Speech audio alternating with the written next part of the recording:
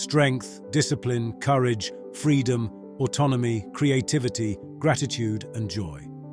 We can all identify characteristics of the types of humans we aspire to become. Yet, in these modern times, many people seem to embody the opposite: weakness, impulsive hedonism, fear, conformity, enslavement, submission, hopelessness, resentment, and misery. What is remarkable is that 19th-century philosopher Friedrich Nietzsche predicted and identified these two archetypes of people more than 125 years ago. The former aspirational type he named the Ubermensch, a German word meaning Superman or Overman.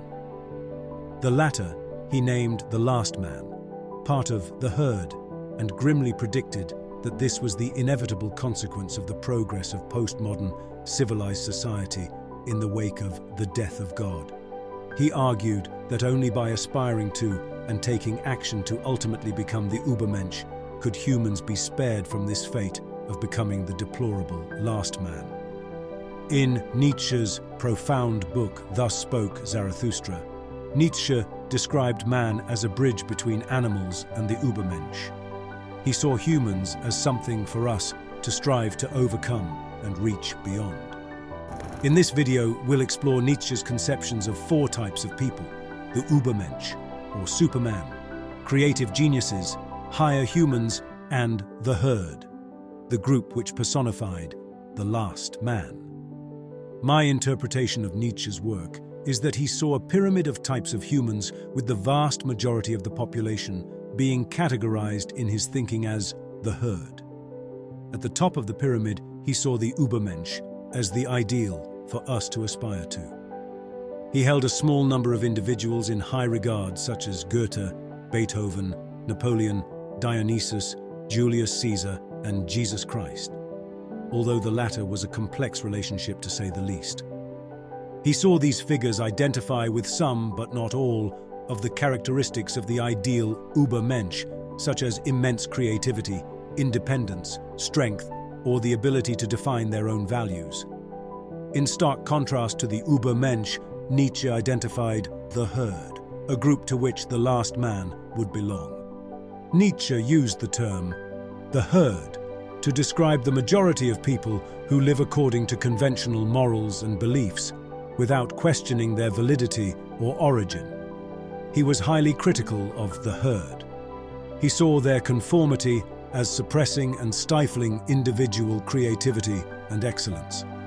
He characterized the values of the herd as slave morality, a moral framework that values traits like weakness, humility, piety, and meekness. For the same reason, he was highly critical of Christianity. This is also arguably the moral framework that underpins many of the activist groups that call for equality, or to be more accurate, those that call for equity. That is to say, the morally questionable aim of equality of outcome, rather than the very sensible and widely accepted aim of equality of opportunity.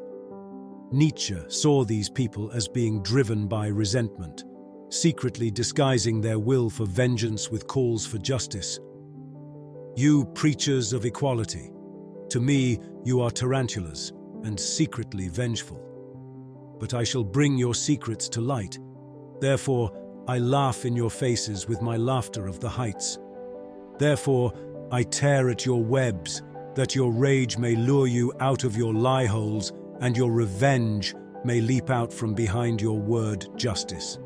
For that man be delivered from revenge, that is for me the bridge to the highest hope and a rainbow after long storms."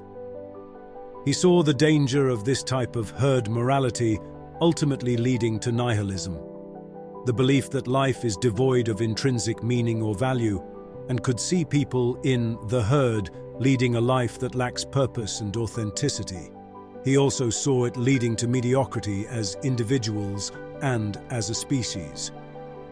The worst and final embodiment of the herd and slave morality is what Nietzsche called the last man. He saw the last man as the endpoint of societal decay, an individual so averse to discomfort and challenge that they shun all aspirations towards greatness or self-overcoming. The last man only seeks security, comfort, and a life free of pain, leading to a shallow life, devoid of meaning or higher purpose. A hedonistic life, constantly chasing hits of dopamine and cheap pleasures. Nietzsche saw the Ubermensch as being capable of transcending the limitations imposed by herd mentality. He saw humans as the bridge between beast and Ubermensch. Man is a rope, tied between beast and Ubermensch, a rope over an abyss. What is great in man is that he is a bridge and not an end. He implored us to act with urgency to stop humanity from succumbing to the sickness of the last man, as there will come a time when we and society become too weak to turn back. It is time for man to fix his goal. It is time for man to plant the seed of his highest hope. His soil is still rich enough for it, but that soil will one day be poor and exhausted, and no lofty tree will any longer be able to grow there. Alas, there comes the time when man will no longer launch the arrow of his longing beyond man, and the string of his bow will have unlearned to whiz. Alas, there comes the time when man will no longer give birth to any star.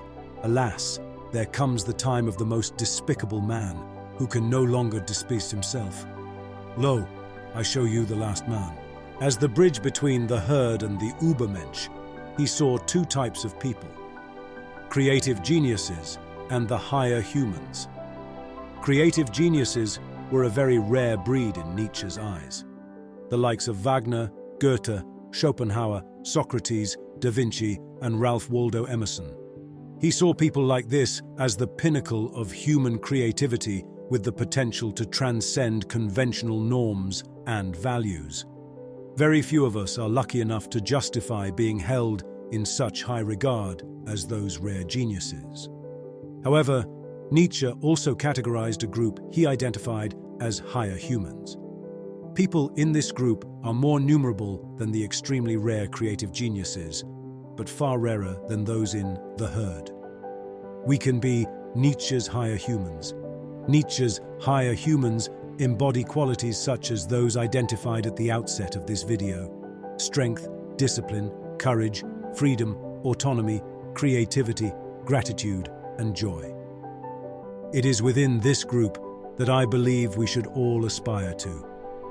To become a higher human, Nietzsche saw us having to progress through three distinct stages, what he defined as the three metamorphoses of the spirit. To illustrate this transformation, he developed a metaphor using different creatures to characterize each stage of the metamorphosis. For the first stage, a camel. For the second, a lion. And for the final stage, a child. The camel represents the beast of burden and represents the characteristics and behaviors we must embody if we are going to successfully complete the first stage of transformation. Characteristics such as strength and the ability to not just bear and endure hardships, but to actively embrace them. Self-discipline, asceticism, and the ability to overcome the chasing of simple, cheap pleasures in favor of greater rewards further down the road. Duty and the ability to humbly serve others rather than being self-serving. Whilst the camel represents a number of valuable characteristics and behaviors that we can all benefit from, it is limited by its conformity to the status quo. In Nietzsche's writings, the camel cannot challenge society's current values. The lion represents the set of characteristics required to proceed through the second stage of transformation: courage, defiance, and the rebellious nature required to challenge authority. To question whether current and outdated values are still valid. In order to do this, one must have independence and freedom.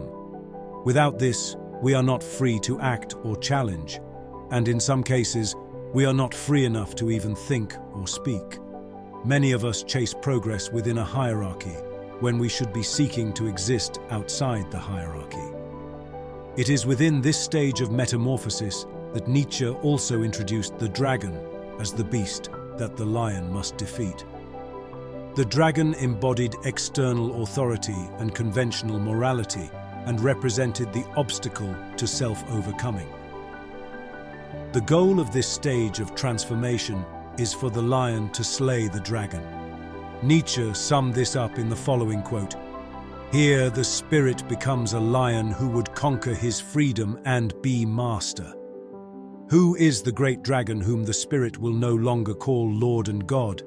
"Thou shalt" is the name of the great dragon. But the spirit of the lion says, "I will." The final stage of transformation was represented by the child. The child could incorrectly be perceived as representing weakness, helplessness, or naivety. In isolation, this might be the case. However, as Nietzsche has taken us through two prior stages that encapsulate strength, discipline, courage, and independence, the child represents other key qualities: playfulness, joy, and creativity. Nietzsche can be interpreted as a very serious individual, and it can surprise people that he has the figure of the child as the highest stage in the model of transformation, particularly when a key characteristic of this is joy. One of Nietzsche's key concepts centered around affirmation of life, essentially saying yes to life. One could characterize the first two stages as being somewhat cold and disciplined, with a focus on saying no. Initially saying no to temptations, then saying no to the status quo and to authority. This final stage is about saying yes to life and finding the joy in small things. If we affirm one single moment, we thus affirm not only ourselves, but all existence. For nothing is self-sufficient, neither in us ourselves nor in things. And if our soul has trembled with happiness and sounded like a harp string just once, all eternity was needed to produce this one event. And in this single moment of affirmation, all eternity was called good, redeemed, justified, and affirmed. Nietzsche thought that this playfulness and joy were necessary precursors to the creativity needed to create your own values. One must still have chaos in oneself to be able to give birth to a dancing star. Many of us will be able to associate with these various stages. The use of the three distinct stages is perfect in my opinion. The temptation to jump straight to the second or third stage is significant. But they are a natural progression and complement each other. Fully embracing the stage one alone will lead to a stoic, disciplined life, where inevitable suffering can be endured. But those individuals will live by the rules and conventions of others. Christians, ascetics, and Stoics might be perfect examples of this stage of transformation. Some academics question Nietzsche's consistency when it comes to criticism of these people. My interpretation is that whilst Nietzsche was critical of Christianity and Stoicism as being the end goal, he recognized the value in embracing these values as stage one of the three metamorphoses. Just embracing stage two alone will lead to courage, independence, and freedom. But in the absence of stage one, this risks manifesting as rebellion and disruption for its own sake. And in the absence of stage three, may lead to quiet isolation and an absence of the spirit of joy. This is the stage that many disciplined and strong individuals can struggle with. By embodying all three stages, one has the strength and toughness to endure great struggles. They are even able to learn to love their misfortunes. They have the discipline to avoid damaging temptations. They have the humility to serve others. One has the courage to challenge convention. They have the independence and freedom to go their own way. One can find joy and bliss in the little things. They joke and laugh easily and freely. They play joyfully with children. They find delight in nature, beauty, and art. They create. Over the course of this series of videos, we will explore the characteristics of Nietzsche's higher humans. We will explore more deeply the kinds of behaviors we should exhibit and values we should embody at each of the three stages. By doing so, we begin to plot our own path to becoming a higher human.